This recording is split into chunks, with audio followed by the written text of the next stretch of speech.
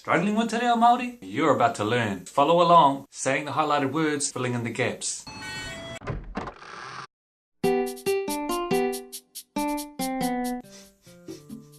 Oh, kia ora. Ko te hore tōku ingoa, nau mai ki tōku toa.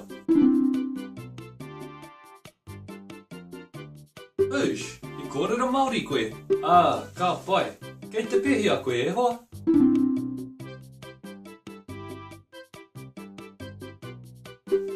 Kei te pai. Ka tuwhera tōku kuaha ki ngā tangata katoa. Nau mai, ia hatau hia.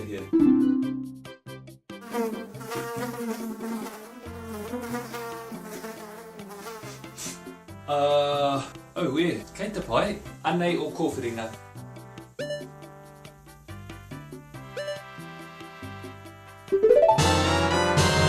Nā, kei te pai. Ko ha mau. Me puta atu. Ai, kia ora. Ka kite anō.